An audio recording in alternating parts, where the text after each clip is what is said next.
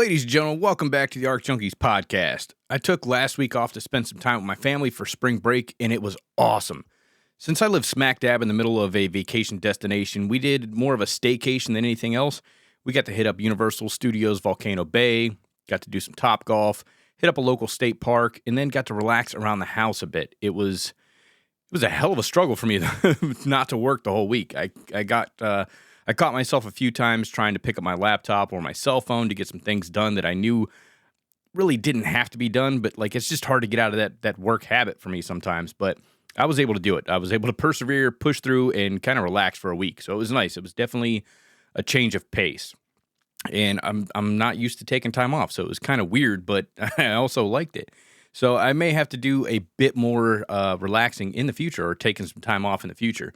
Just a couple quick announcements. The week before I went on vacation, I was a guest on two different podcasts. The first one was a corporate time with Tom and Dan.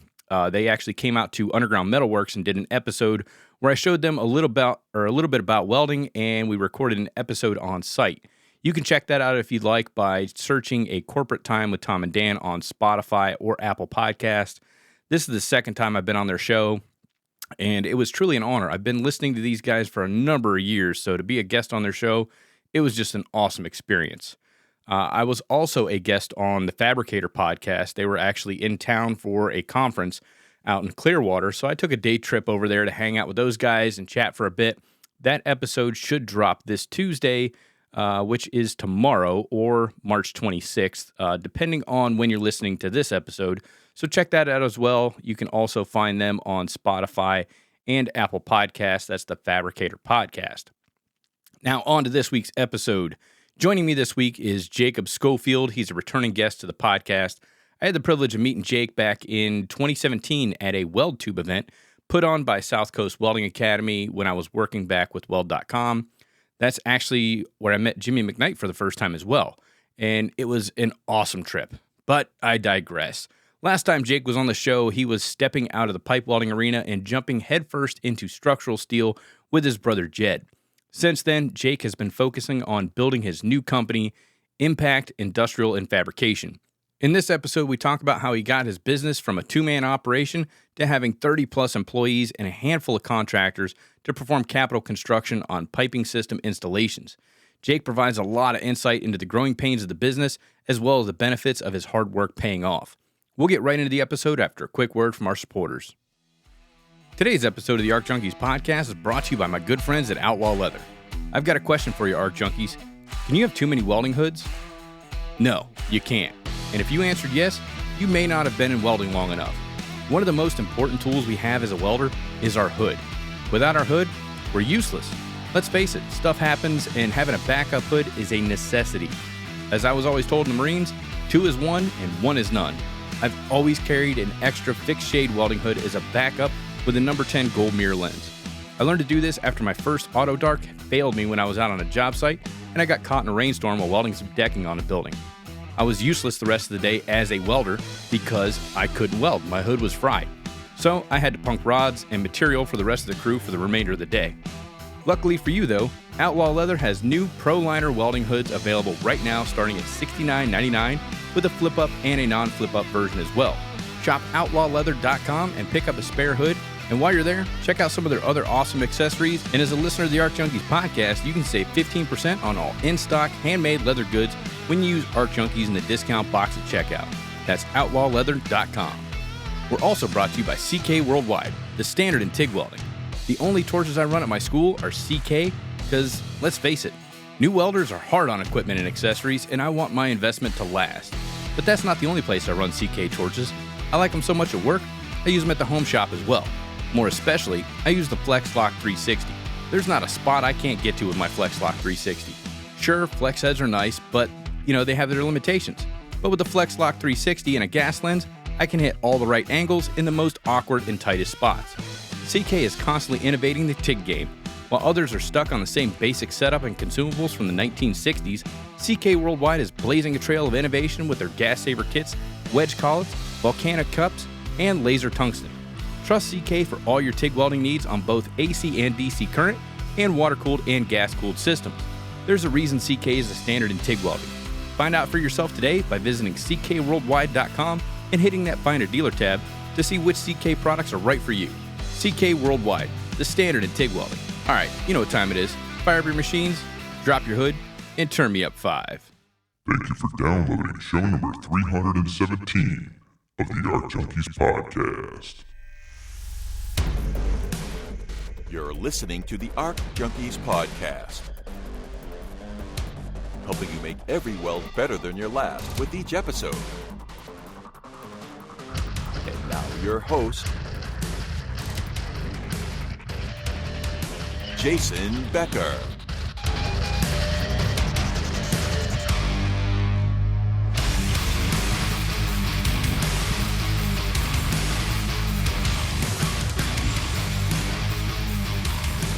Jake, man, it's been a minute. How you been? Good. It has been a minute. It's been a long time. Yeah, I was looking up. It's been just over 2 years since you were on here last time. We did an episode called "From the Pipeline to the Skyline," and I think you had just gotten done with pipe welding because that wasn't paying the bills anymore. And I think you linked up with Jed, your brother, and got into doing a little bit of structural steel, getting up on some of that red iron. Yeah, we did a little bit of that, and then got back into pipe. So just can't get away from it. No, it pays. It pays good. It pays good money, right? Yeah. But I mean, you guys are doing a little bit of everything. I mean, like you've been busy the past 2 years. I noticed, I think, I don't know, maybe a month ago or so, like I seen your new YouTube trailer because I've been subscribed to you on YouTube since I met you down at WeldTube. Yep. And I got a notification. It's like, boom, Jacob Schofield just put out another new video. And I was like, holy crap, I checked it out. You got a new cinematographer. I mean, you went legit, man. Oh, dude. Well, when your skill level is way low and you can hire somebody that has way better skills than you, I just hire. That's the move right there. That is the move. So yeah, that dude, he's brought our YouTube channel to a whole new level. But he's been awesome.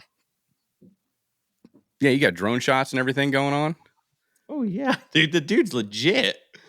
He's got. It looks like he's got a pretty good setup too. Yeah. Oh yeah, he's awesome. We call him Dan the Man.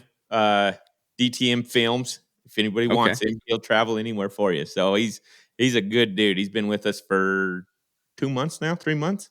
Have camera will travel. Has camera will travel. He's upped our subscribers by like 400 by the time he started to now. And we kind of let YouTube go for a little while just because we couldn't keep up with it. And man, he's bringing it right back on track. Oh, dude, it's hard to like run a business and maintain social media and meet the demands of everything else. I mean, like you're going out, you're bidding jobs. You got a boatload of employees now. I mean, like you got a lot going on. And like you can't, track everything with your cell phone. Maybe a couple Instagram reels and stories, throughout the day here and there as you're going from A to B. But yeah, like hire that done, get that, put that on somebody else. Yeah. Dude, there's it's not what you know, it's who you know, right? Exactly. And he knows way more than I do about it. So yeah. I've got a guy. I'm doing my week-long comprehensive class right now for the at Underground Metalworks, and I got this guy that came up and he's like, "Hey, I want to." He's the owner of a company, and he builds like these boat docking systems and everything like that. But he's not a welder by trade, so he says, "I'm having a hard time, believing my welders when they tell me that this can't be done, or that it takes this long to do it, or this, that, and the other thing." And he did the same thing many people do when they start a business. Like, if I don't know how to do something, I need to hire somebody that can fill that gap, right? You got to know what you don't know and hire somebody that specializes in that area. But how do you know if somebody's BSing you?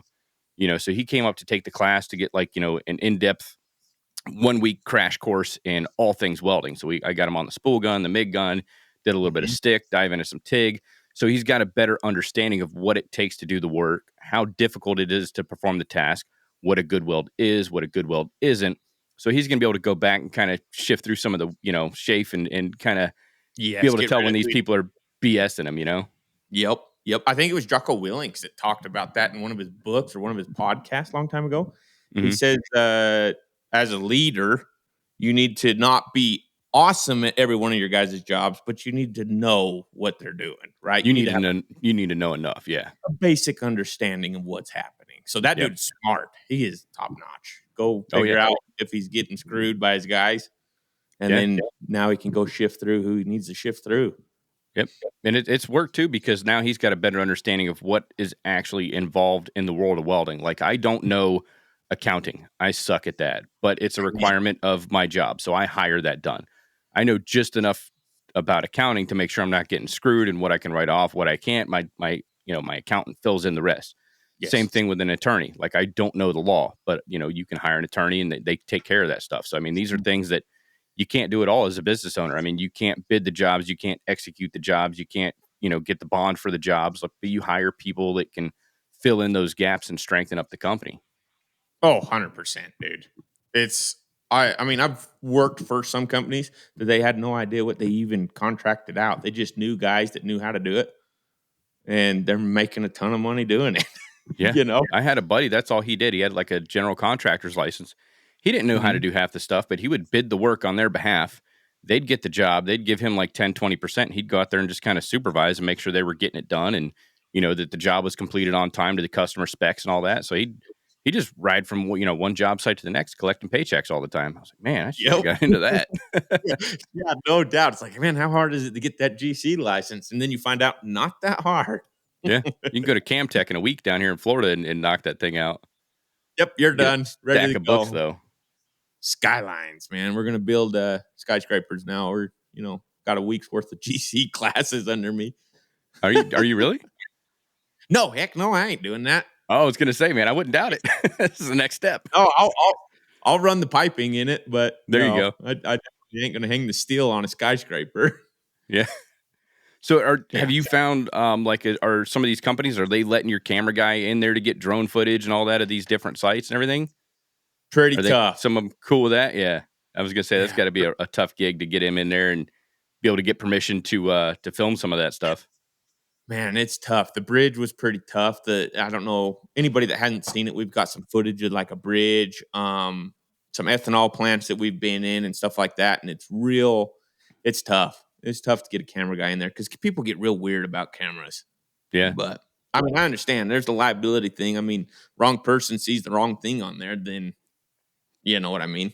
Yeah. Or the CEO of some company sees something going on the job site that you really didn't catch because, you're like, oh man, that's an awesome shot, but you didn't see the guy over there not tied off to something, doing something he's not supposed to do. And next thing you know, that video's up on YouTube and 600,000 people see it. It's insane what people see in a video. It is wild. And a photo or something like that. They never see what you actually have on display. It's all the stuff in the background you get picked apart about. Man, just tore up. Yeah. People on the internet are ruthless. Exactly. Facebook is a nasty place. Instagram, never read the comments, man. Never read the comments. That's a dangerous place. Yeah, you'll go into a dark hole for sure. Really quick. So tell me about this new company. I mean, like I said, last time we spoke, you were just getting into doing some red iron. You had a newfound appreciation for I-beams and all that good stuff. It's a little bit more difficult than you anticipated. But I mean, are you working with your other two brothers, right? I think I met Jed. I don't know your other brother. So Jed, Jared, Dan, and Casey. So I got 4 of them. And right now they have all kind of stepped away from the welding. They went to like rad tech stuff. They're doing a lot of like nuclear waste and stuff like that. Mostly for loans. They're trying to get a house. So contracting wasn't really doing it that good for them. So they stepped away, but they have so much downtime on those jobs that Jed is getting his CWI right now. Nice. He's trying to get that put together so that when he gets done with that, he can come out and CWI for us as a third party or whatever, start his own thing. And then the other boys, one's going into machining, trying to figure out the CNC stuff. And then the others are learning the TIG and all that so they can come out onto some of these jobs. Okay. But yeah, everybody kind of stepped away. I'm like the last survivor here. You're the last one there, huh? Yeah. And it's growing pretty big. It's gotten big. So last year, so the year we talked, we were getting into structural. We were trying to figure out how to get involved in that. We did a little bit of iron, not a lot, because at about that point, we started figuring out how to approach these companies that had pipe work. And man, we've been slam busy. We got 30 employees / contractors, and we're all over the country right now. So just doing pipe. Okay. What we're good at. And I like what you said. Yeah, exactly. Stay in your lane. Yeah. I like what you said in one of your videos. You were saying, I was trying to, sell these jobs and pitch this work that we can do. And I quit telling them we can weld pipe. and I started telling them we can do pipe systems.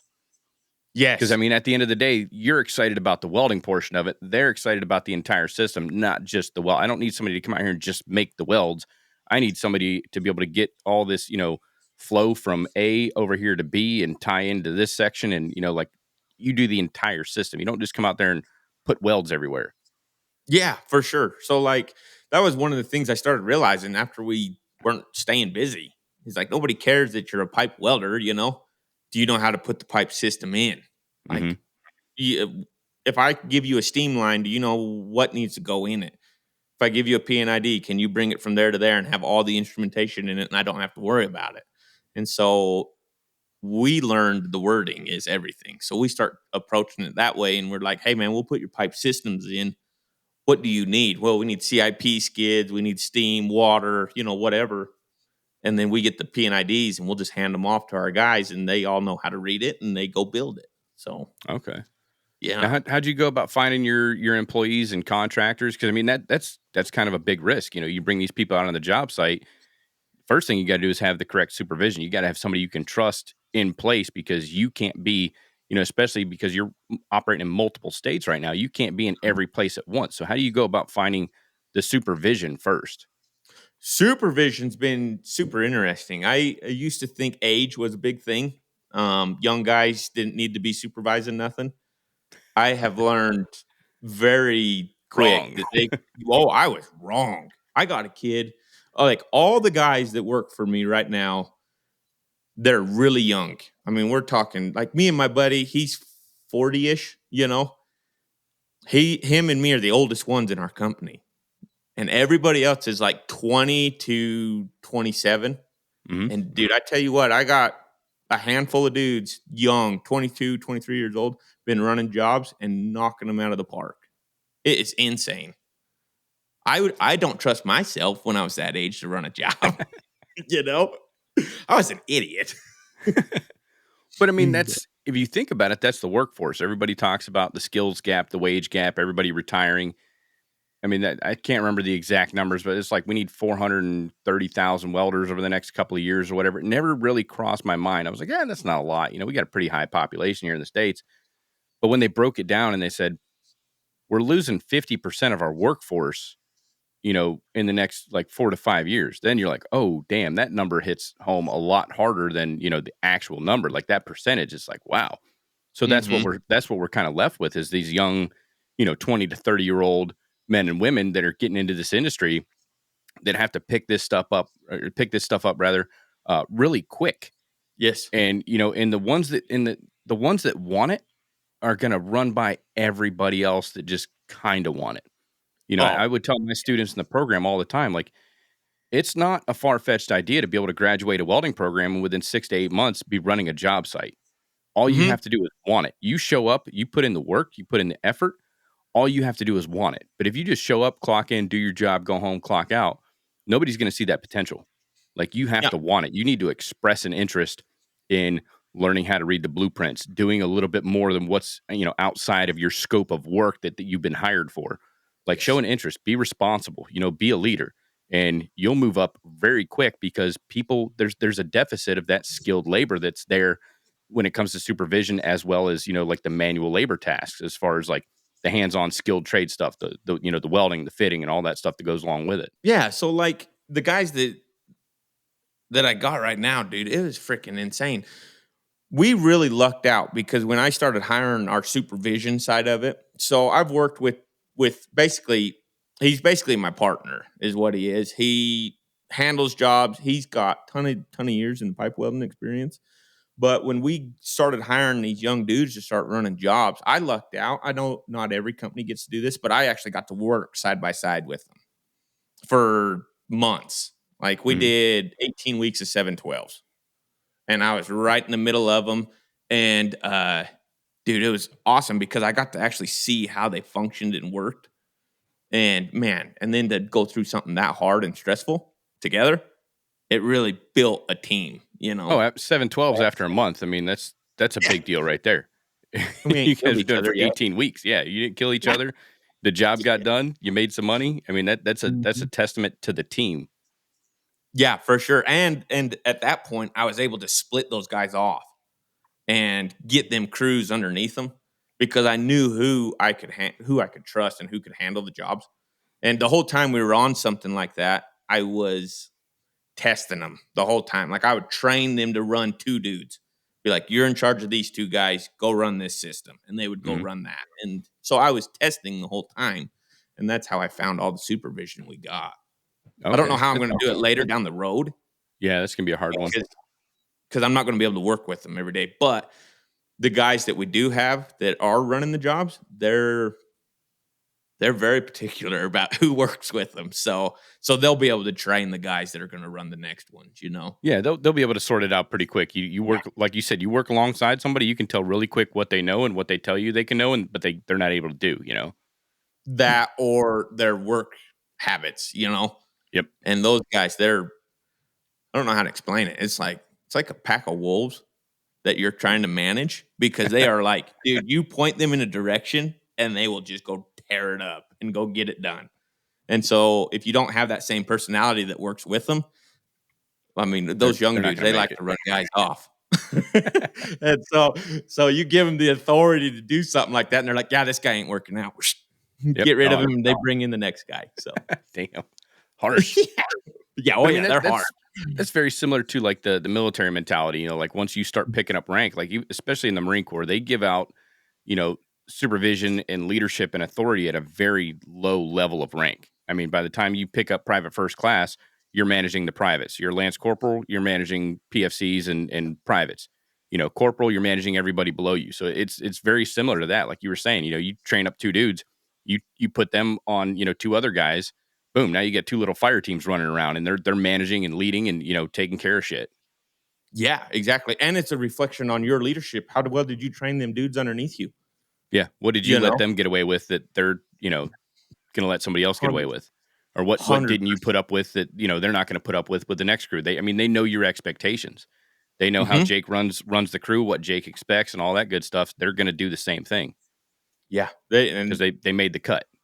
Yeah, they made the cut. That's the thing. Same as the Marines, I guess, you know. I mean, I've never had to do that before, but that's a life-threatening deal, you know? So you're going to really pay attention to how you're training these dudes and train guys that are going to be able to handle teams underneath them. Yeah, at the end of the day, I mean, it's just leadership. I mean, there's things you can take from all different industries and backgrounds and stuff, but yeah, I mean, that's the way to do it. And it was cool that you were able to work with them side by side at such an early stage, you know, in your new company to be able to say, you know, this is going to work. We're going to be able to do this. I mean, you did, I don't know if you made it happen, willed it into the atmosphere or if it was just luck, but that's not something that's pretty common for the most part. Yeah, dude, I really chalk it up to God was really looking out for me, man. For sure. He helped me get it going and gave me the right guys. So now, how do you go about finding like your welders, your fitters, your like essentially apprentices, helpers, stuff like that? Are you pulling them out of schools, or are you doing social media? You don't do like LinkedIn or any of that? Very rare.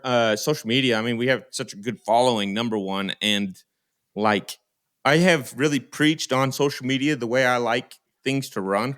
Like, I want you to be honest. I want you to work hard. Like if you want to be in this lifestyle, this is what you need to do. And I didn't realize what I was doing when I was doing it. But I really created an atmosphere and kind of what I expected. And man, dude, we've gotten so freaking lucky. We get on there and we say, hey, man, I need 10 welders to be over here this day.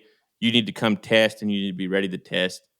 And I mean, it's pretty blunt. It's like, man, if you don't work out, you're gone. So, like, let's make it happen. Dude, I've only had to run 2 dudes off.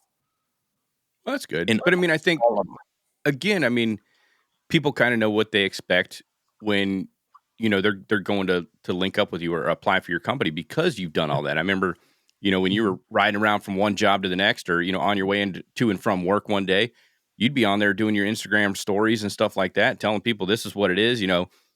Job's over for the day. I'm going to go back to the house and I'm going to practice because, you know, I've got a bell hole, or a tie-in tomorrow.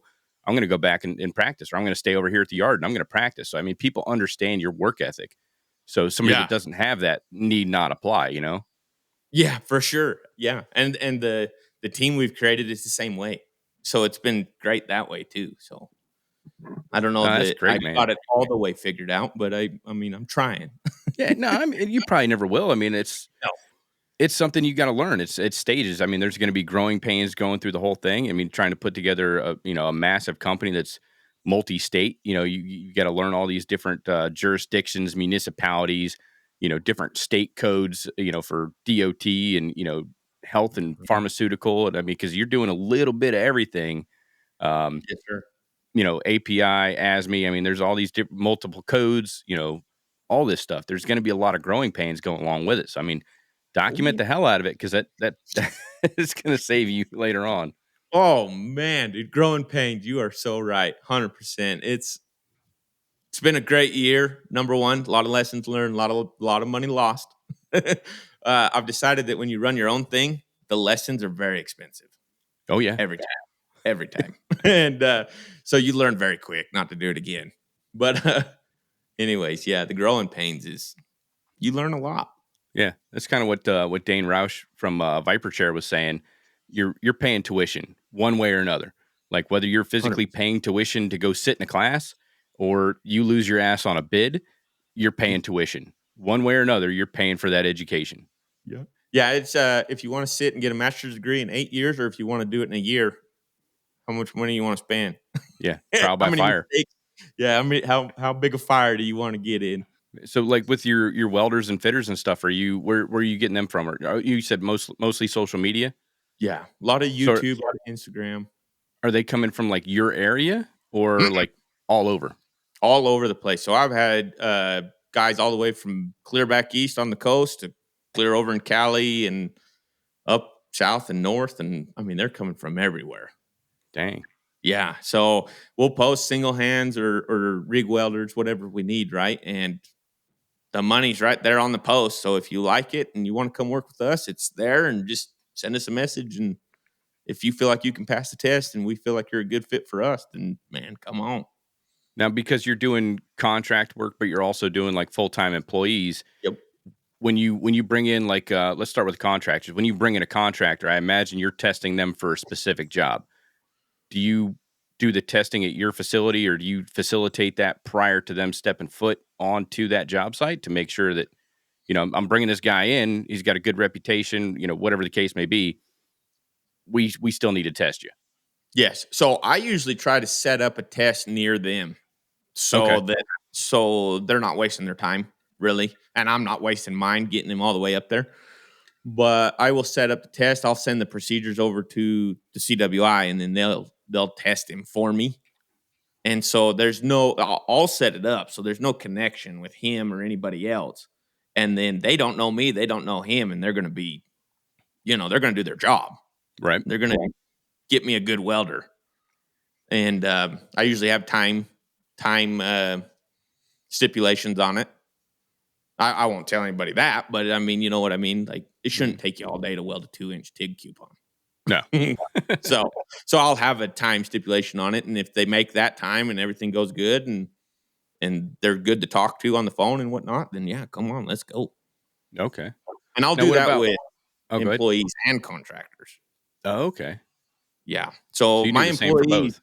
yeah, so my employees are all over the country too. They're not specific to Idaho. I got you. Now, with Yep. your employees, do you run them through multiple different tests? Because, like you said, you're doing petrochem, you're doing sanitary, you're doing high pressure systems, steam. Do you run them through multiple tests, or do you it's just a single test and you're like, yeah, you're good to go, like a double, like a 2-inch double extra heavy wall or something to that effect? So it's dependent on the job. It doesn't, like, depending on the job, what we're doing. If the client wants a different procedure, haste alloys, chromes, ink, whatever, we will get the procedures built to their specifications. And then everybody that's on that freaking job, I don't care if you're a contractor, an employee, what you are, you're going to test. And if you don't make that test, you don't get to get on the job. Oh, wow. Yeah, so that's kind of the way that goes. But so like as far as my employees and my contractors go, a lot of my employees will move to contractors. The reason being is for their taxes.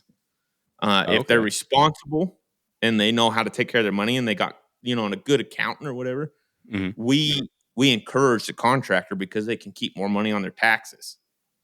But if they're not, then you need to stay an employee. You know need what I a mean? W-2, bud.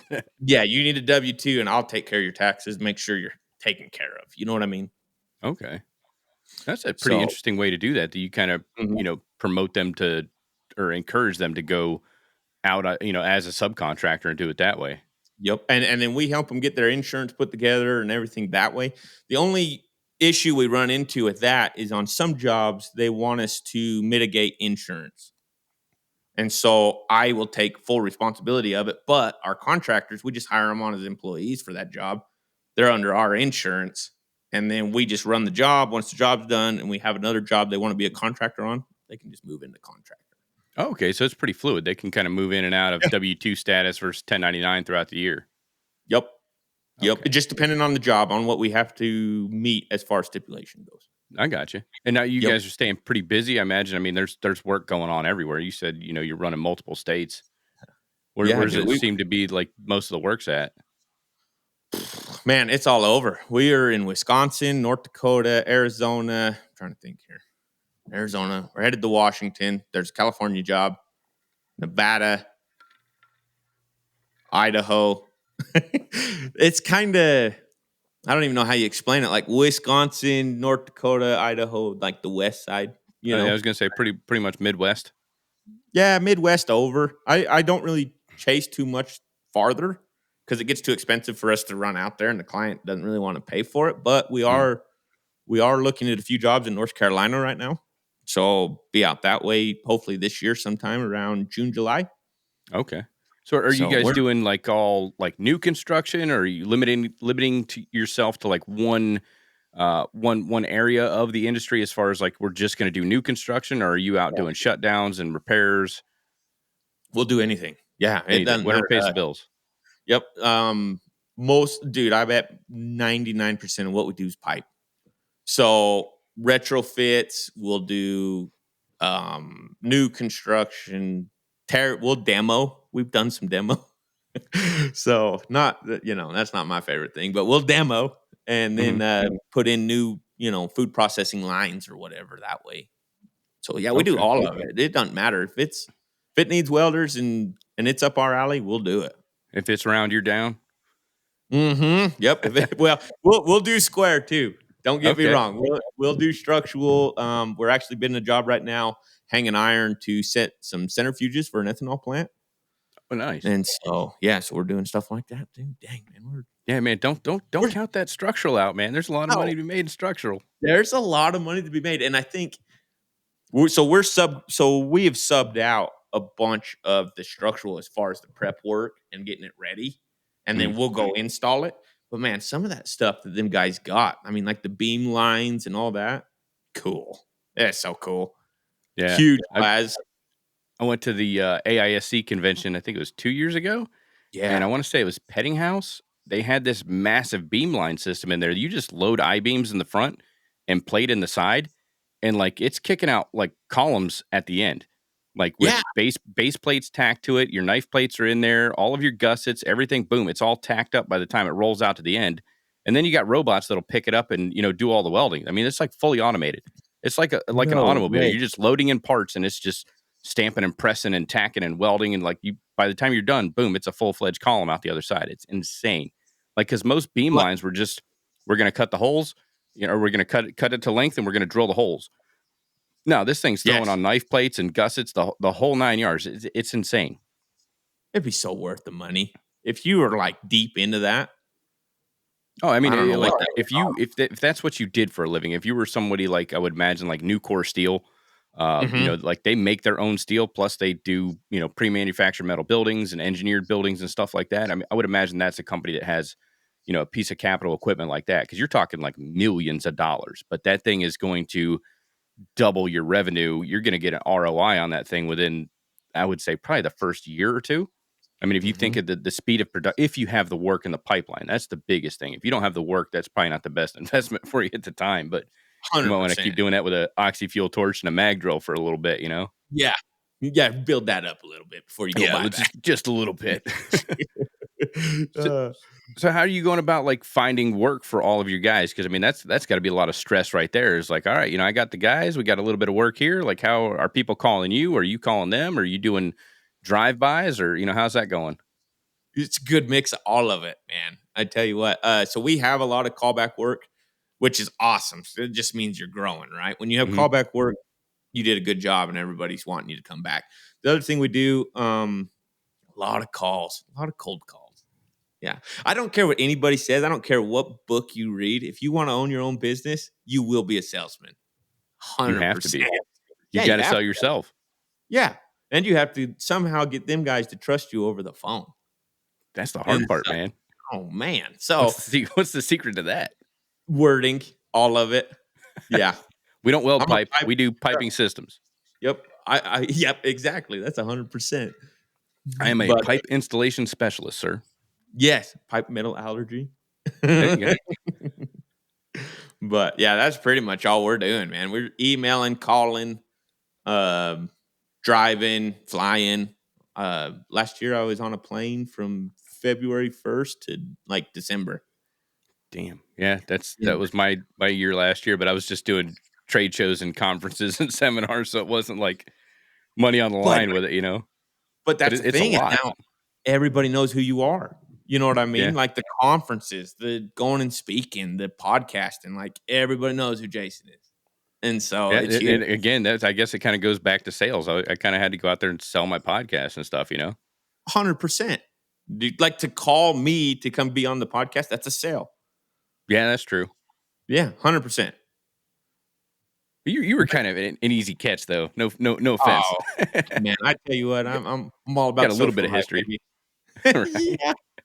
Yeah, no, dude. But I think the ability to call and talk to people is huge. And then being able to cold walk into an office, woo! You want to talk about scary? That's scary. Yeah, that's rough. Yeah, go do that a few dozen times. Yeah, I've been doing the same thing now with because we just got set up as an accredited testing facility.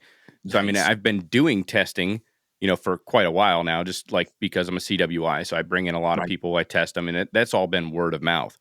But now we're listed on the AWS website, so I'm getting a lot of calls. But I'm also calling people and telling them about the services we can provide. So if, hey, you may not need it now, but just in case, reach out if you ever need to send welders out, get tested, develop procedures, put a program together for your facility, whatever. And it's been working, man. It's been a lot of sales, Yeah. Cold calls, stopping into different shops and stuff like that. My business partner, he'll be driving down the road and just see a spark somewhere and just cut a left-hand turn and be like, hey, let me tell you about what we do over there at Underground Metalworks and WeldWorks Training Center. So he's more the sales pitchy guy. But both of you are doing it, Yeah. It's a labor of love too, Oh, yeah, for sure. Like to rely on a phone number or like the AWS website or whatever to get you work, that's a dying deal, man. You got to go find your own stuff too, Oh, yeah. So you got to hit it from multiple fronts, 100%. How much money do you I definitely need to step it up on the social media. I've been lacking on social media. Like ever since I got done traveling last year, I was like, I'm kind of just done with the social media thing. Like I just need to take a break for a little bit because the welding community, it used to be like a big deal, but now all of a sudden like Instagram's not showing me any of my friends' feeds anymore. It's all, if you like this person, you're going to love this one. And it's like, that's not really what I'm here for. Like I'm here for the welding, and they're showing me like Ginsu knives and like all these, fitness ads and shit like that. And it's like, man, the algorithm's just completely changed, You got random people following you now? Like not random people following you, but I mean like all of a sudden random letters of the alphabet. People. You're following random people. Oh, I haven't even looked into that. Holy cow, dude. Just the other day I was scrolling through it and I was like, I don't know. I never did this. I bet there was 12 of them on there. And it's not welders. Okay, let's just put it that way. Oh. Yeah. Okay. Yeah, they're just hooking you up with all these freaking random people. Huh. Yeah, it's a freaking pain. I got to look into that. But yeah, I definitely need to kind of step up in that arena. I've been lacking quite a bit, but I've also, like you, I've been busy. I mean, you kind of went quiet for a couple years as you were setting your building or your business up, but like now you're back 100%. Trying, all because of the cameraman. Oh yeah, you gotta hire somebody. I've thought about that. I just don't have the capital yet. We're still growing. We're on year one. I think July 17th will be a year old. Oh, really? Yeah. Man, you're doing good though. Yeah, because we bought Stephanie Hoffman's Underground Metalworks out of New Jersey, moved it down here to Orlando, Florida, and it's going through the growing pains, Yeah. So it's been a little bit of a challenge trying to get everything in and keep the doors open, but still be able to do upgrades, get new stuff in, and kind of tweak the curriculum and everything like that. Make sure, because we try to build custom classes for everybody that walks through the door. We've got turnkey systems, but I want to formalize it a little bit more, and so it's just been there's so many things to do, but there's only two of us. So we're trying. So tell me about. So tell me about custom systems. Like if somebody just wanted to TIG weld, you just teach them how to TIG weld. Yeah. So, we do a week-long comprehensive class. We got weekend classes. We got evening classes. So most of it's for home hobbyists, DIYers, and makers. But sometimes, if somebody needs something a little bit more, we could do private one-on-one sessions and all that. It's a lot of it is entry-level stuff just because people don't want to go to a trade school. So I got one kid. He's come in. I think he's already done 2 weeks in the week-long comprehensive. He did a weekend TIG class, and he's getting ready to do another week-long comprehensive, I think, next month. So instead of going to school for 6 months, he gets a lot more time, one-on-one time with the instructor, because we only take 5 people at a time. But we'll also do incumbent training. So if a company has a group of welders and they're like, hey, we need to get these guys skilled up, they got the work ethics, or, little Johnny over here, he's been pushing a broom around the shop for, the past 3 months. And this guy can, he can sweep the sun off the sidewalk. He's got the work ethics. He's here every day. He wants to learn how to weld. I want to send him to your class to learn how to weld, get the basics, the fundamentals and stuff. We can teach him the rest over here. We'll do that too. Mm-hmm. So that was why I was asking, is because I've had people ask me too. And they're like, man, I just want to go the self-taught route because I don't want to pay for the trade school. And I've been sitting here just thinking, I'm like, man, if somebody would do that, that would be awesome. And now it's like, boom, sending them your way, baby. That's exactly what we do. Because nobody else does it. The trade schools, they want you to sign up for 6 months, a year, 18 months, pay $20,000, $30,000. All of our classes are under. My week-long comprehensive's I think $900, and it's 36 hours of training. Yeah, and then stack bodies in those freaking schools. Yeah, but we only take 5 at a time, which is huge. Yep. That's a ton of one-on-one time. Probably more than you want. Sometimes. It can be. For sure. You get some that, they've got a lot of questions, in which I don't mind answering, but I tend to go the long way to answer some questions because I want to give them as much detail. So I prefer to spend a little bit more time on the welding, but it just depends. Everybody so far has been getting what they've come to the school for. So it's been great. Oh, I'm sure. I think to go to a week of school, a week of school, what'd you say it was, 900? Yeah. Yeah. $900. Go learn what you need to learn. Go practice 2 weeks. Yep. Come back. Yep. Step your game up to the next level. That'd be huge. That'd be huge. Yeah, we've had people that, I had a guy come from South Carolina, and he's like, I already know how to do MIG because I've been doing shop work for, X amount of years. So I'm flat out on that. I've got that one. No problem. I really need to learn stick because all the work, he was like an entrepreneur, he's got his own business. He's like, I'm doing mostly maintenance welding now, and it's all stick welding. And I just really need to focus on my stick welding game. Cool. Mm-hmm. Let's focus in on your stick. You don't have to touch that MIG welder if you don't want to. We'll just work on stick the entire week. And that's what he did. And then he wanted a day and a half of TIG welding. So Thursday afternoon, we switched over to TIG. Boom, knocked that out for, the rest of Thursday, all day on Friday. And, he drove back to South Carolina. He was happier than a lark, Just went and got it done. Dude, that's all somebody needs, I think. It's like a direction. What do you want to do? Mm-hmm. One, what's your niche? What do you want to go after? These are the 2 things you need to learn. If you want to do the pipe game, you need to learn stick and TIG. Yep. Then you can go do your single hand work. Well, I don't want to pay for a trade school and go learn, all of it. And it's well, go to Jason. He'll teach you the stick. Go practice for a few weeks and then come back, learn the TIG.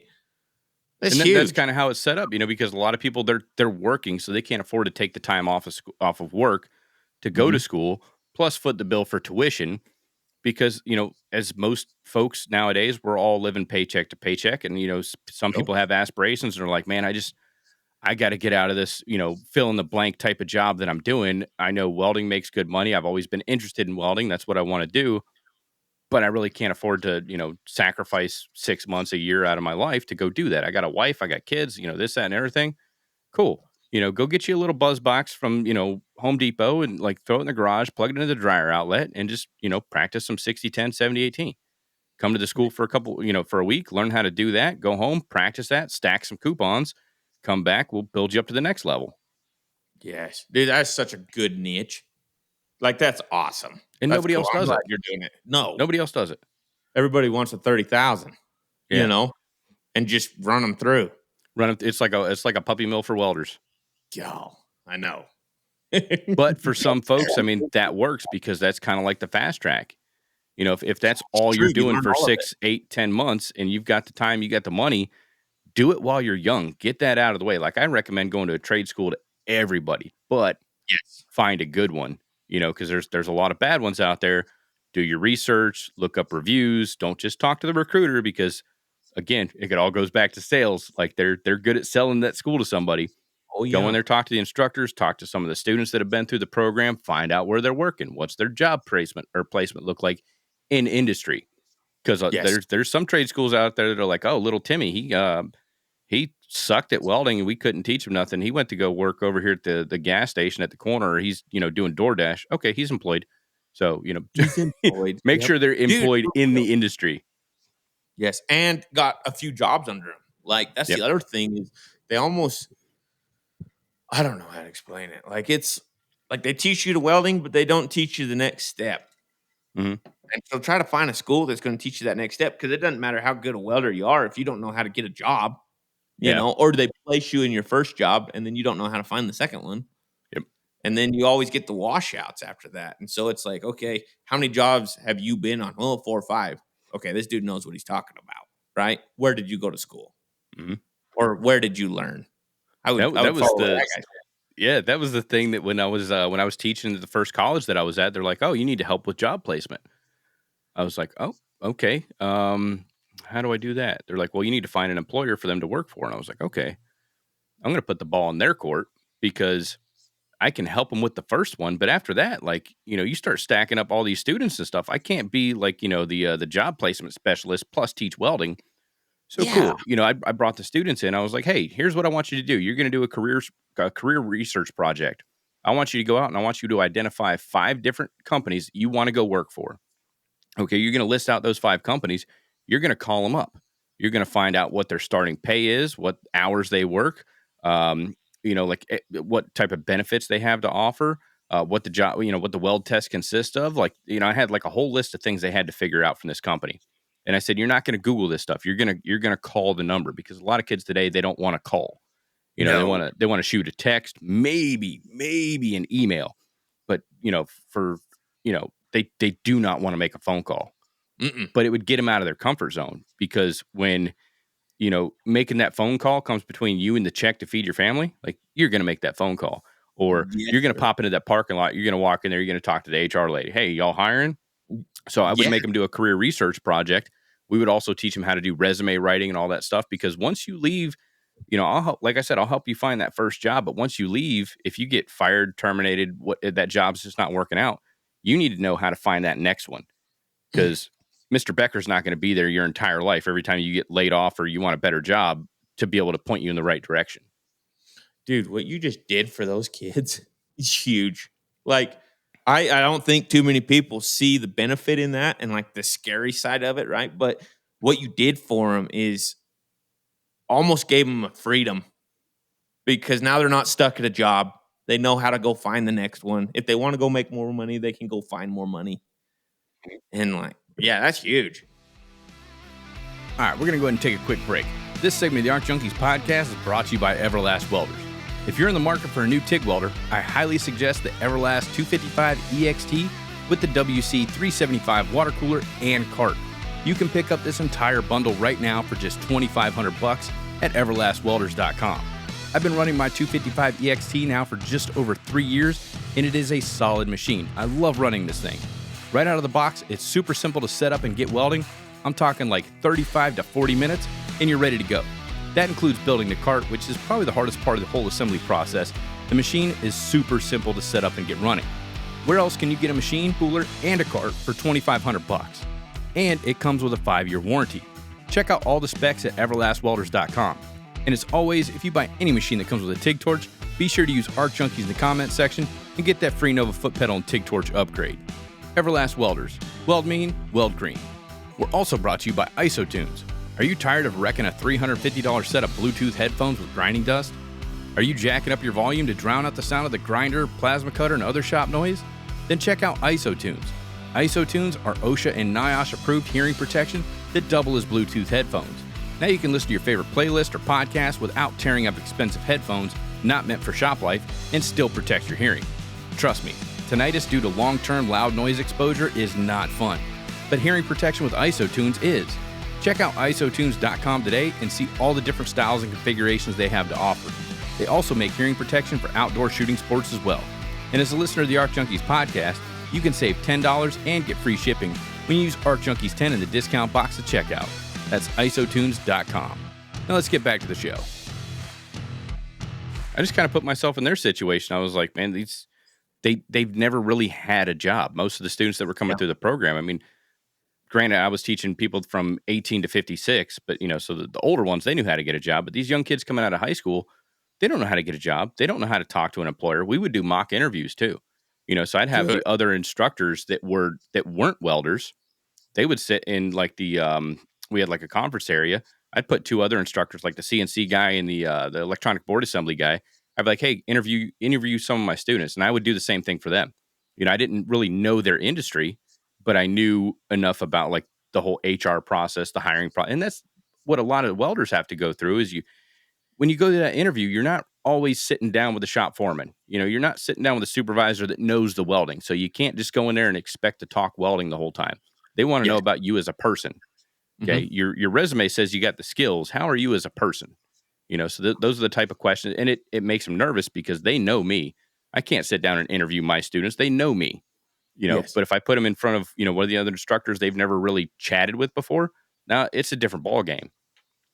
Oh yeah. And the lessons they learned and how to present themselves. Man, yeah, you did them a great service. That's the biggest thing. Like, how do you carry yourself? I mean, you're doing the same thing right now. You walk up to a job site or the job hut on the work site and everything like that. You go up and you shake somebody's hand. You look them in the eye and you say, "Hey, I'm Jake Schofield, and like I do piping systems. I'm a pipe installation specialist. Like you've learned how to." There you go, pipe installation specialist. Yep. But I mean, how to conduct yourself and honestly, like sell yourself, sell your company. That's what you've got to do, regardless of whether you're an employee or you're the owner of the company. You have to learn how to sell yourself. Yep. Yeah. And as an employee, like coming out of school, I know we're like wrapping back around to the school side of it. To learn to sell yourself as a welder or as the fitter or as whatever you're trying to be, it opens so many doors to be able to take care of yourself. Like if you're always relying on Jason to get you a job, you're screwed. Yeah. I've got some to get you a job. You're screwed. Be self-motivated. Go make your own stuff happen, Yep. But that's the biggest thing. Yeah, for sure. So what are some of the coolest jobs that you've worked on so far? Like, cause I mean, when did you start Impact? Impact we started it in 2022, I think. So we switched from Schofield Welding is still the social media side of things because that's where everybody knows us. But Impact is not got my name attached to it. Okay. You know what I mean? And so we started that. And then what was your question? What was the coolest jobs I've been on? Yeah. Man. I mean, I went through the gallery on your website. Nice website, by the way. But like, you've got a pretty eclectic array of stuff you've been working on. I mean, you're doing like sanitary, you're doing medical stuff, you're doing pressure systems, you're doing a little bit of structural. I mean, your guys are hanging all over the place. You got cranes everywhere, I-beams, pipe. What's been the job that was like, that was probably one of the coolest things we've done as Impact so far? I think the stressful ones are always the coolest ones. You know what I mean? Yeah. To be able to walk into a situation like that. Like we had one in North Dakota super awesome. We actually put some new potato lines in. And so we ran all the utility lines. We ran all the process lines, all the oil lines, everything that way. That job was absolutely hectic. Like nothing was ordered on time. We had guys standing around. And so to show up on that job and just take complete control of it and then win at the end of it, that was a cool job. Yeah. Okay. And we had good guys that we were working with and working under. Super awesome dudes. But yeah, to handle that much stress and then win at the end of it and still have all your guys that you started with, pretty awesome. Oh, that's the biggest thing is stress, man. You can lose a lot of them due to stress. Oh man. Yeah, 'Cause you're you not got kidding. not only do you have to hit the budget, you got to hit the schedule.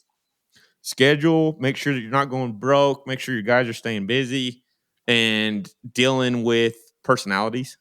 That's so big. Personalities are huge. Right. Just, holding it together. You can't be the guy freaking out. If you lose your temper one time, your guys see you as out of control. And so it's stress. It just is what it is. And so to handle that amount of stress and then win and still have all your guys, I think it's a pretty big testament to the team. It's not me. It's my guys were, they got the job done. Mm-hmm. Yeah. Now, how do you go about like sourcing, everything that you need? Because like, if I'm doing a local job, I know where everything is around me. But like once you go out and, you're doing some of these jobs and stuff like this, you've got parts that, they've got long lead times, or you got special tooling that have long lead times, or, rigging, you forgot that back at the shop. How do you go about like keeping your guys in check when it comes to like, don't go to this place because, they're going to charge you an arm and a leg, go over here, because locally you get all these distributors and vendors and stuff that you kind of rely on. You got a good business relationship with, but you roll into, the middle of nowhere and you've got to, source, gas, tools, supplies, stuff like that. How do you figure all that? How do you figure out the logistics of doing like long-term work on a job? Phone calls, man. A lot of my vendors too. Like I'll go to my vendors and I'll say, "Hey, look, I'm going to North Dakota. Do you know who's in North Dakota that I can get a hold of?" And they'll list out a few dudes, and then I'll wind up just calling them. And so I use my vendors a lot because they're not just my vendors are so big, they're not just in Idaho. Mm-hmm. And so they can get me in touch with who I need to be getting in touch with and help me set up the accounts and things like that. As far as like pumps and getting equipment and things like that, I usually leave that to the client. They like normally they will buy that kind of stuff because they don't want the upcharge on it. Okay. And so they'll usually handle things like that. And that's usually bought during the preliminary drawings, pretty much, like they'll send out the construction drawings. And at that point, they're already ordering all their equipment. Okay. And by the time I get there, I just got to get my pipe, I got to get my fittings, and then get my guys there. And then the equipment's usually sitting there by then. So you're handling the material as well? Sometimes. Yep. Okay. And you're just doing that off the print that they send you?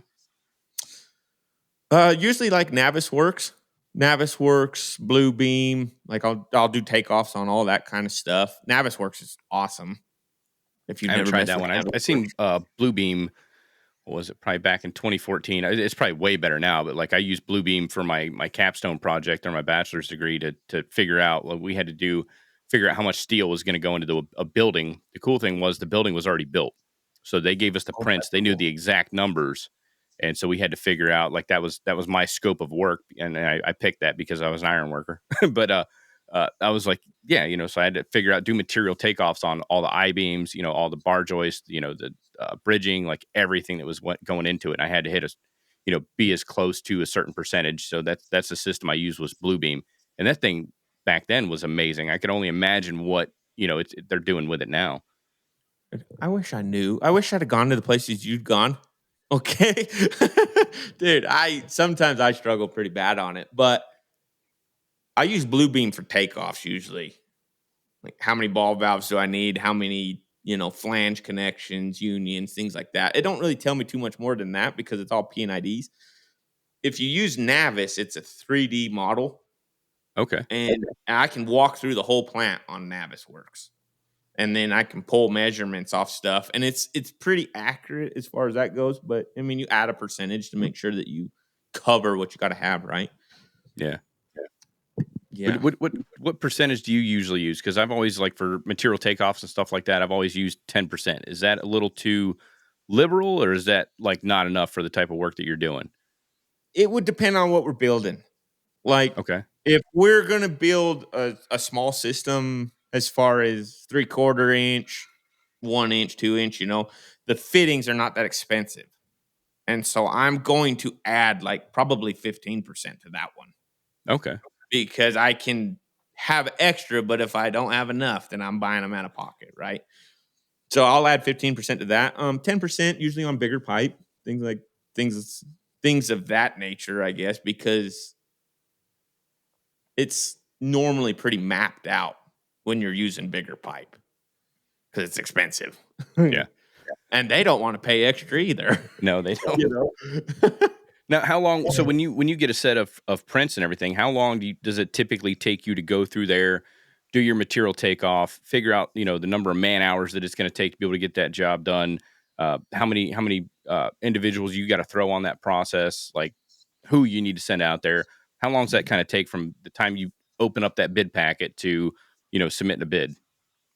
If I'm going to do a full process line, which is like a fryer, blancher, like all these different pieces of equipment tied in together, 2 weeks.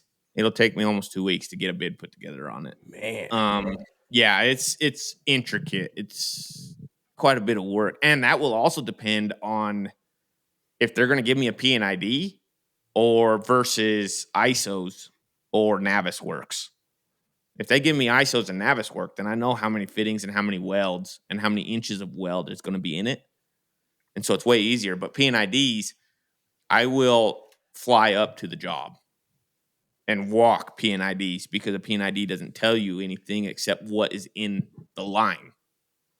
Now, what's P&ID stand for? That's a term I haven't been familiar with. I don't really know, to be honest with you. Oh man, we're going to It's Google just always that. been called P&ID. I think it's instrument. I know that the I is instrumentation. Process and instrument diagram? Yeah. Or process and That's instrumentation diagram? Okay. That's it. So, like, essentially all, the layout of the piping system. basically tells me if I'm But in my two supplies dimensions. and returns. My supply and return. What needs to Okay. be in my supply, what needs to be in my return. So all your valves, know I'm gonna gauges, anything like that. Mhm. Okay. Yeah, and I know I'm going to get ate up on that part of it. Sorry, guys. P&IDs, I've always just known them as P&IDs. No, but I mean, there's a lot of terms out there in the construction site. You know what it is, you just don't know what that acronym stands for. Like, like ASME, AISC. Like, a lot of people don't know what those acronyms are. ANSI. Nobody knows what that is, but they know that there's specific standards and codes you have to follow. 100%, and that's what we all live by acronyms now. Exactly. So Yeah, now I you don't said know it what takes like 2 weeks to put a bid packet together. I mean, that's 2 weeks of intense labor and scrolling through and making sure you got all your I's dotted, your T's crossed, and you calculated all the linear inches of weld, how much weld wire you're gonna have to order, all that stuff. How often do you get a bid versus not? I mean, like, what's your percentage of submitting a bid and getting a job? I'm probably around 70-80%. That's pretty good. Yeah, it's pretty good, and we do good as far as profit goes. Like, we're not cheap by any means. It's all sales, dude. Like, if they're looking for a low bidder, I don't even bid on it. I don't want to bid. I don't want to be your low. Yeah, that's a race to the bottom.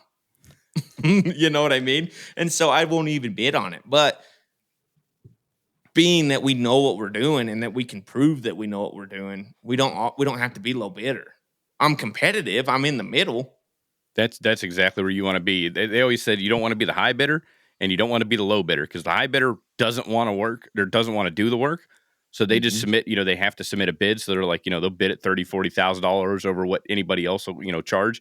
And you don't want to be the low bidder because they obviously missed a line item or they don't understand the complete scope. So you want to be right there within the middle of the 2 and 3 middle bidders.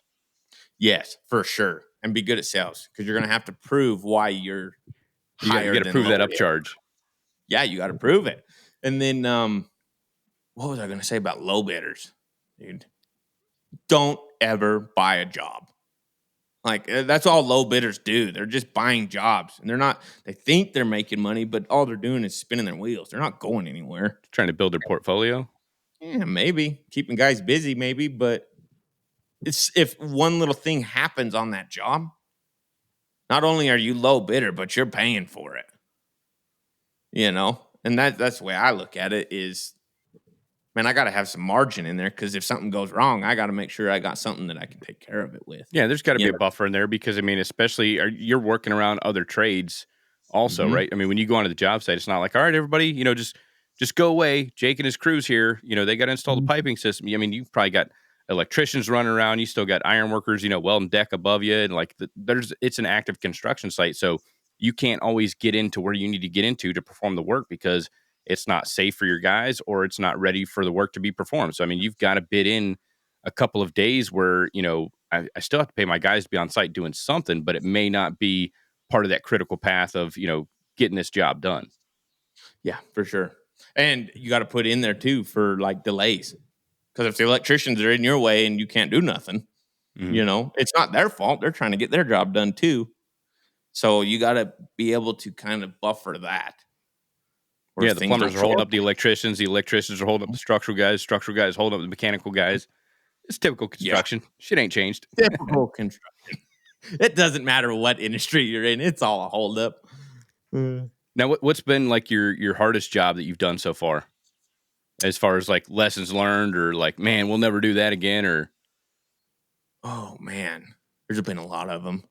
So I blocked them out of my memory. Traumatic experience. Right. Oh, man. I'm trying to think. We're doing a water line right now. We're buying. That's awesome. Doesn't sound awesome. Oh, it's terrible. I mean, unless you're selling the water. Yeah, no kidding. No. So we tried to be low bidder so that we could be involved in it and wound up really shooting ourselves in the foot. Like I got enough to basically cover my guys, but not my consumables. And of course they're like, well, yeah, you can have it. You know? And so anyway, in order to offset that cost, because I use rig welders on that job. And so I will bring in single hands to run my trucks, which will offset, like basically I'm making no money on the job, right? But it's offsetting my cost as far as consumables go. And so it's all a chess match. I mean, you can make the money up somewhere. It's just how do you do it without you don't ever want to be the guy screwing your guys. You know, I'd rather buy the job and never screw my guys because my guys will always help me get the next one. Yep. You know, that's one of the companies I worked for. They were big on that, man. They'd always undersell the welding. Oh yeah. So they're like, oh yeah, he can knock this out in like 2 days. Well, meanwhile, back at the ranch, I'm the only welder, and I'd get on the job and I'd be like, man, there's at least 710s worth of welding in here if I'm going to do it all by myself. They're like, what's taking you so long? Well, the typical 7018 electrode, it burns 5 to 7 pounds per hour. I did 250 pounds in 5 days. Give me a break here. I'm running 50 pounds a day, and it's not like things are fit up intact and ready to go, and I just show up and wave my magic welding wand and make shit happen. So I tell the company I was working for, like, if you get a job that requires more welding than just a couple tacks here, just weld this flange back in place or slot these anchor bolts, let me know, because I can give you a good idea on how long it takes to do that work. Since I'm the only freaking welder in the company, kind of going back to the conversation at the beginning of the show, hire the people that that can do the stuff that you don't know how to do. They can compensate for your lack of knowledge on that. Like, I'm willing to work with you. Just let me know what you need done. Or when I get on the job site, say, hey, we bid it for you to take this long. Okay, well, shit, I'm going to need a helper. I'm going to need a runner. I'm going to need somebody to make sure that, I've got gas in my tank, somebody to punk my leads, all that good stuff, so I can just shit and get the whole time I'm out here. Yep. That way you're not losing any money at the end of the day. But they would bid some jobs and underbid it, but they would overbid some other ones. So it kind of at the end of the year, it would kind of even out. So they'd eat a little bit on some jobs, and then they'd make out pretty good on others. So they hit zero. No, I'm just kidding. I'm just teasing. No, they're No, doing pretty good for themselves now. that's good. Good for them. That's I awesome. do all their inspection work now. Dude, that's great. That's good. Yeah, I But I certify think all their you're right. welders. Like if you're gonna bid a welding job, get welders to help you. Be like, how fast you think we can do this thing? Yep. Well, it's gonna take this long. Okay, let's bid it in for that. If we don't get it, then whatever. At least We're you not put losing our in. ass in the process. Yeah, It's better to not have the job than to lose money on it. exactly. But I mean, that's got to help because of your pipe welding background. I mean, you've done a little bit of everything. Plus, you've done structural as well. So when you're bidding these jobs, you've done the work. You've got a good idea on how long it should take. Yeah, the structural side of it, I'm still so green at the structural side because we don't really do a whole lot of it. I will subcontract and get advice from people that know what the heck is going on. Be like, how fast am I supposed to be able to do this? And how are you bidding this? And then I give them the work because they're competent at it, But it gives me the knowledge of, okay, this is what they expect to be able to do. Yeah. Have you looked into RS means? I don't know if I have. So RS means. check out R. Yeah, it's literally the letter R, the letter S, and then means. And Put it from what I remember about it is it kind of gives you a general idea of, like, let's say you're bidding a job for structural steel. It'll give you a job a scope as far as what the industry standard price for doing that type of work is per square foot or per linear foot, based off of what you're doing. So it'll help you kind of go in between, from one state to the next because everybody's got a different, pay wage and all that good stuff. But it kind of gives you, I think it's a national average of what other industries are charging. And they've broken it down. It used to literally just be a book. But now, because I pulled it up for a previous episode, I was talking about bidding. It goes through and it says, okay, here's structural, here's mechanical, here's plumbing, here's HVAC, here's this, that, and the other thing. So you can just buy that section, and it's a lot cheaper now because you're kind of piecemealing it instead of buying, the entire set of everybody's trades. And I only need, 3 or 4 chapters out of that book. I'm going to look it up because that's huge. Yeah, I've got I think a lot it's of like maybe $1,500 for a license for the year. But I mean, that could kind of give you a good idea as to what others are charging in that arena. Like you were saying, you bid out a lot of that structural stuff to local fab companies. You say, oh, well, you guys are doing it for, $396 a square foot. RS means is charging $5. I'm probably I can make some good money on that, or whatever the case. But I mean, look into it, and I think they do free trials and stuff like that as well. $1,500 pretty cheap for what you could lose. Yeah. Oh yeah, yeah, it's worth the money. So you got any regrets as far as the business? Yeah, or jobs? No, I'd say the business overall, because the jobs are going to come and go. They're going to get better. They're going to get worse. You're going to have some good ones. You're going to have some bad ones. That's part of the growing pains. But as far as like, you've probably like quadrupled in size. At least. Oh, yeah. I mean, it was just you and your brother for a while there. And now you got like 30 employees, plus you've got all these subcontractors and stuff working with you. Yep. No, as far as regrets, I don't. I love it. It's such a freedom to me. I mean, it's a lot of stress, but at the same time, it's all how you handle Next it. question. How do you deal with all the stress? Yeah, no, it's really not that bad. So stress, I think for me comes from maybe underpaid welders and fitters. Mm-hmm. If you want to save money on welders and fitters, you will have a lot of stress. If you want to make your money in other ways, your jobs are going to go really good. And when it comes to me being a pipe welder and my whole company is basically based around welding and fitting and labor hands, I pay my guys really good. They're paid super good.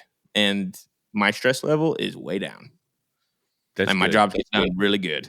That's good because everybody wants a bargain when it comes to a skilled trade. And what you get when you bargain, when you bargain for your labor, you get people that can't do the work. And turnover and everything else. Yep. Like, these guys are paying $1 more an hour. See ya. Yeah. Leave you in a bind. Oh. And clients calling you. Hey man, why is this all messed up? Why does this look like this? Why is this doing this? And I don't know. I ain't even been on the job, I was going to ask, what's your like day-to-day your day-to-day operations look like? Cause you've got crews scattered all over the US. You got, superintendents or, customers. Like how often is your phone blowing up and be like, hey, boss, I need this, or hey, Jake, this is screwed up, or hey, what the hell's going on over here? Or Jake, where's your guys? Like how often?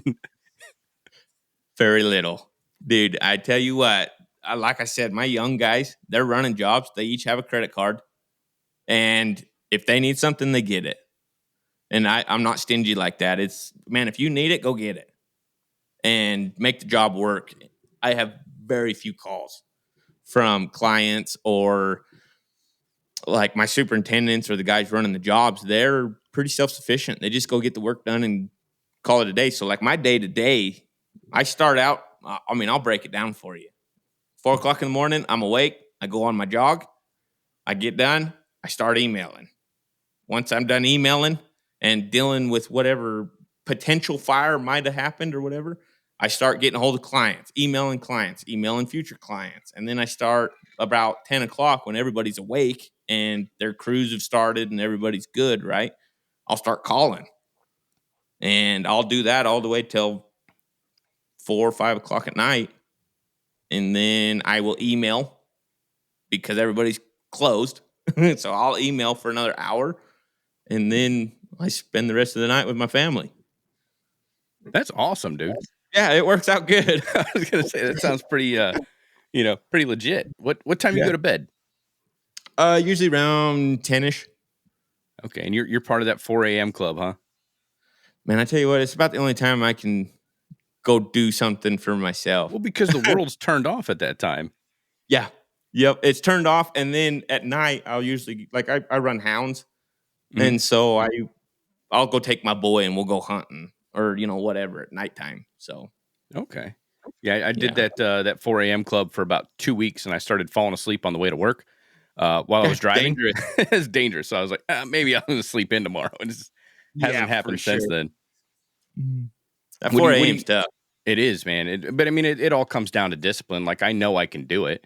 It's just because I've got that. I got a cold plunge system out there, so like I like to hit that first thing in the morning. But like getting out of bed at 4 o'clock and it's all warm and comfortable, and like go out there and jump in that damn tub and it's like 39 degrees. It's like, no, I'm gonna hit the snooze button.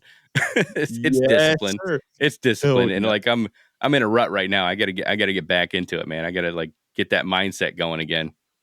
That cold plunge is so worth it. I love that thing. And we got a sauna, one of those little cheap sauna box things. Yeah. God. I was thinking about getting one of those, and I asked my wife, I was like, hey, if I get a sauna, would you use it as well?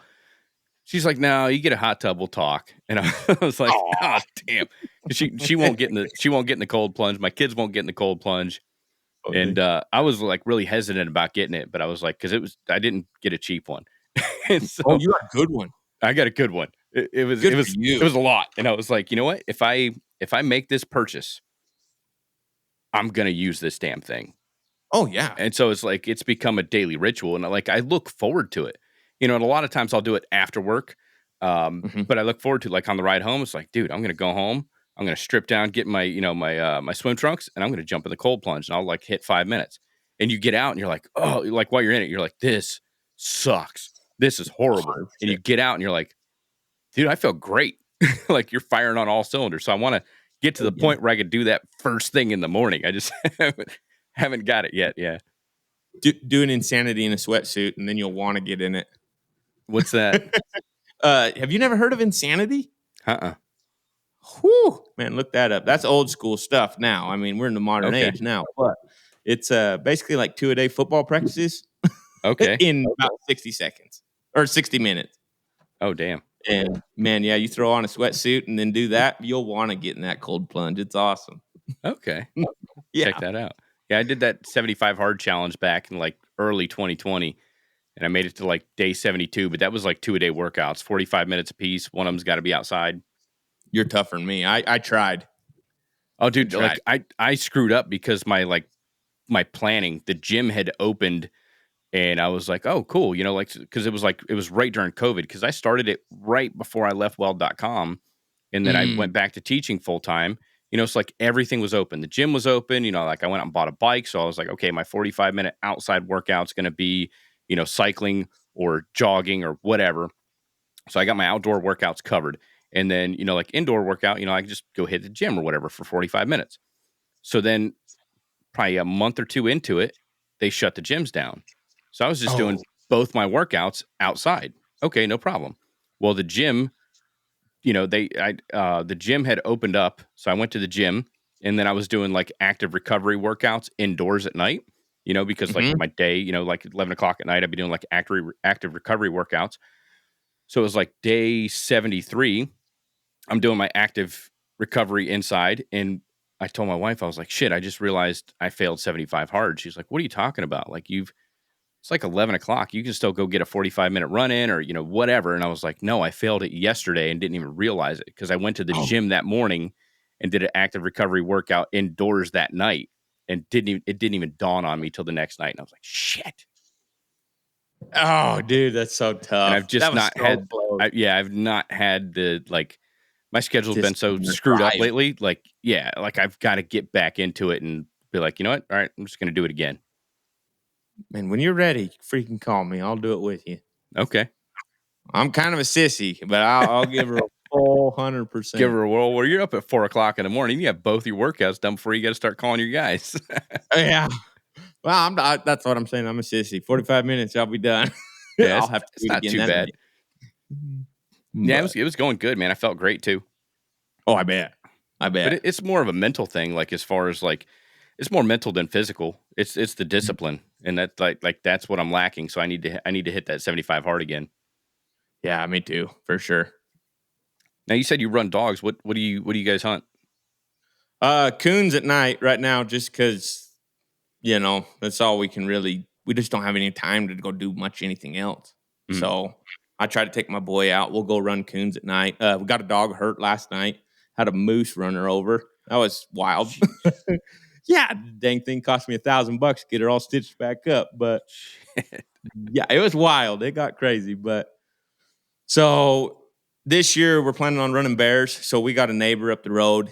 I've gotten a couple dogs from him. We're gonna go run bears with him this year. And his daughter actually killed a 142-pound lion this winter. Wow. Damn. Yeah, she's got a good lion. It was a nice lion. But anyway, so yeah, that's what we're doing.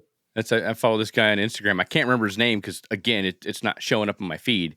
But that's what he does. He goes out and hunts mountain lions. And I was like, dude, that's you got to carry your balls around in a bucket for that one, because you're not hunting that thing. It's hunting you, and you see it before it attacks. That's how that goes. Yeah, for sure. Them lions. Pretty cool. We've ran dogs down here a little bit. Like I don't have any dogs, but I had friends and stuff. They'd go out and do boar hunting or deer hunting and everything because Florida's so thick you can't walk through the woods without making a lot of noise. But they would run dogs. But I've got a spot up in Georgia now where I do a little bit of hunting as far as like deer, pigs. I'm going up turkey hunting second week of April, and then hopefully later on this year I'm going to do an elk hunt in New Mexico. That's Did you draw out for an elk hunt? What's that?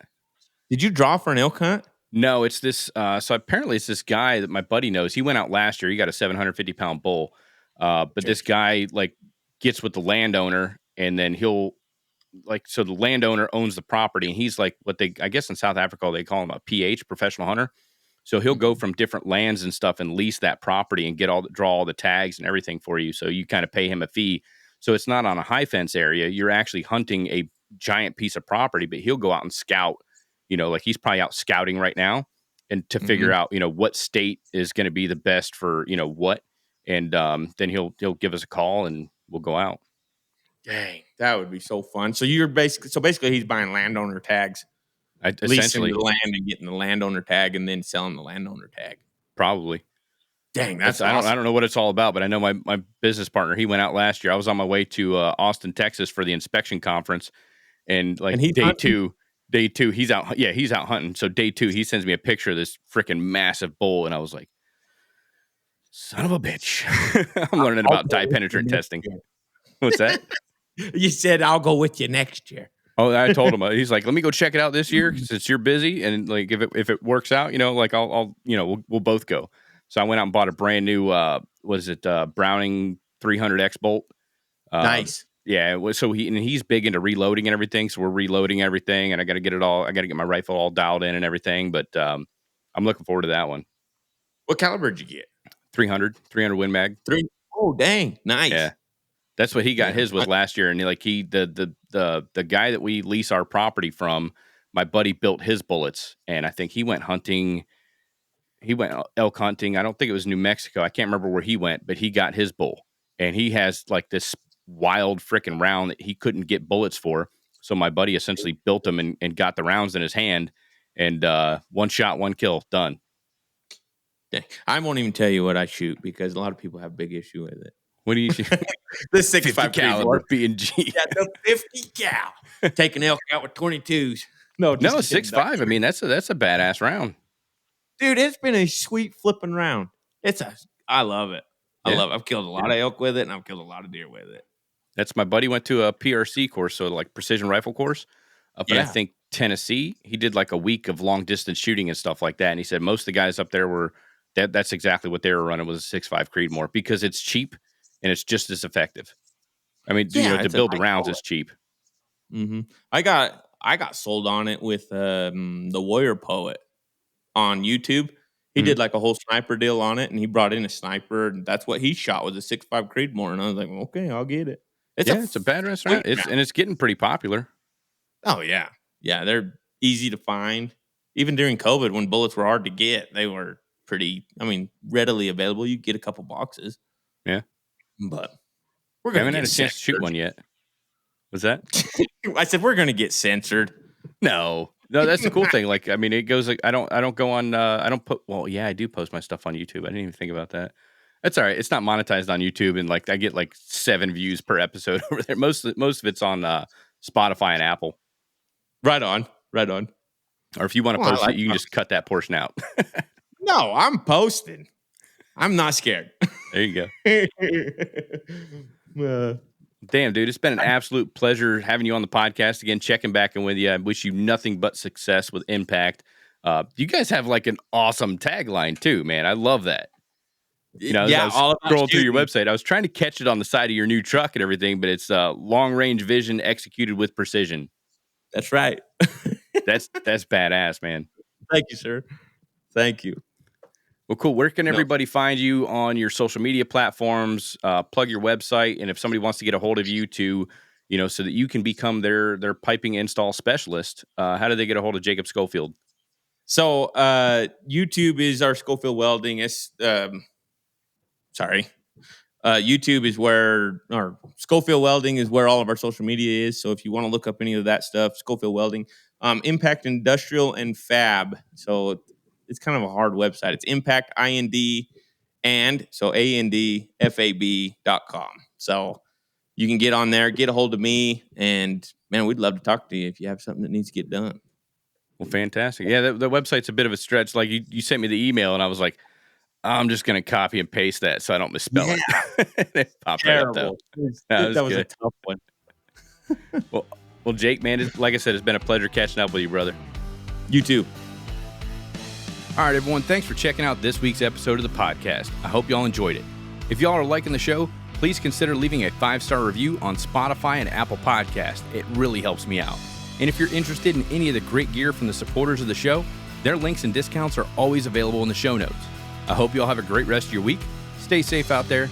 And until next time, make every weld better than your last.